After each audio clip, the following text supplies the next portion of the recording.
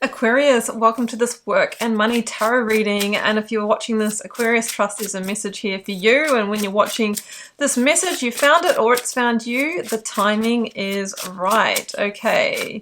This message begins with nourish the sacred feminine. Okay, I'm feeling Empress energy here. Now, the masculine energy is the doing, orchestrating, taking action. The feminine energy is allowing things to unfold. It's using your intuition. It is surrender. So what do you need to surrender to? Now, you might have taken action and now you're being asked to sit back, water those seeds and wait for them to grow. What are you giving birth to here? Is it a new business? Is it a new role? Is it a new investment? Is it a new saving plan? All right. What else? We have got accept and receive. Well, the feminine energy is the receptive energy. So you might be about to receive an opportunity, maybe some abundance, or maybe some money. And when you are in that surrendered energy and you are just being and you are in your joy and your love and your gratitude, you are a magnet to receive. Okay, we have got the, what is this one? This is Oracle Angels of Abundance. Let's get the names mixed up. And we've got release jealousy. I'm just the messenger, but you know what this might be is not jealousy, but what I call comparisonitis. You know, thinking, well, you know, everyone else seems to be further ahead than me at this stage of life. They've got more money, they've bought houses, they've got a family, they're at a different level in their work career.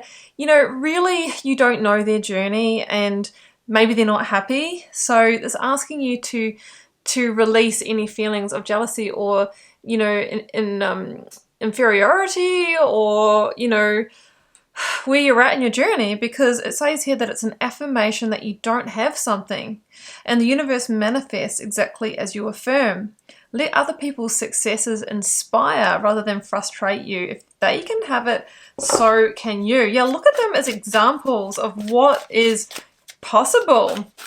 Because when something becomes a possibility and we believe that, we can quite often smash that goal. Now, quiet retreat is coming through and it says it's time to disconnect from the outer world so that you can discern and process your true thoughts and feelings from your inner world. Create this quiet time for yourself and you'll have more clarity about what to do next.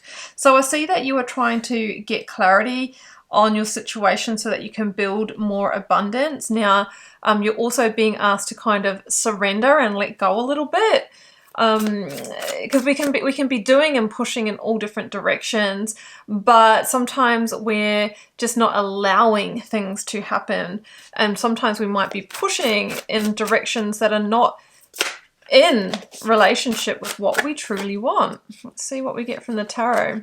Yeah, that's boom. I mean, that sums up what I'm feeling here for you. Hanged Man. This is very, very interesting. The Hanged Man is that feeling of waiting, which I was going to say I felt Four of Swords when I read this Quiet Retreat card. Waiting, feeling a bit stuck or that your hands are tied. Okay, now I know what you want. You want to go the next level and you want things to be growing and you want to have more opportunities and freedom that money and success brings. But you know, the Hanged Man is sort of strung up here, like feels like there's nowhere to move. Now, the thing about the Hanged Man is that, you know, there is a new perspective or viewpoint to take and a new clarity of direction, but it might be the very thing that you've sort of in your mind pushed back on, like, well, I could never give X up or I could never make Y change, you know. Sometimes it's the very, very thing that we're resisting that we actually need to release. So the Hanged Man is the energy that comes before the Death card. And the Death card, of course, is releasing or ending situations that aren't giving us the growth, right? So what I'm kind of feeling here is that you really wanting more than what you've got, but where you're at, like whether it's your job or spending habits or just the whole setup, isn't going to get you there. So something needs to change here. And the Hanged Man is really the journey of acceptance. You know, accepting that, you know, sometimes we need to let go of things that we might really enjoy, that we might really like, in order to get to the next step. Like it's sacrifice for the greater good is what's coming up. And it feels like there is some clarity to come through. So you need to carve out more time and space to actively be thinking about that. Okay, Two of Cups is coming through, and I'm wondering if a relationship is part of this. It might be that you feel like your hands are tied to change roles because, you know, you've got to be living in the same place because your partner lives there, or you might have a relationship that's impacting your ability and energy for working or to see a different viewpoint. This could be partnership with the organization that you're in, or a business partnership as well. Empress. I told you I was feeling your vibe, didn't I, with the Sacred Feminine? Okay, so the Empress is an incredible omen when it comes to abundance and money, but she wants you to dig into your reserves and reservoir of what is your true dream. Get clear on it. If it's not what you've got right now, then what is it? And if your situation isn't it right now, what bits do you need to surrender to letting go so that you can create the space to receive this hope, dream, or wish? Okay, and then you need to take action, but you also need to have times of surrender and unfolding, because sometimes the end result looks quite different from what we planned and expected. And when that starts happening and it's different, we can kind of go, oh, you know, I don't know. But when we look back in hindsight and we connect those dots, we go, actually, it all worked out perfectly. So there's a little bit of a having faith energy that I'm feeling as well. But the Empress says things can really, really grow and flourish. But what you need to be mindful of is the Seven of Swords, which can be sabotage, self-sabotage, because it's easier to stay where we are. It can be feelings of jealousy. Maybe someone's jealous of you. Okay, maybe.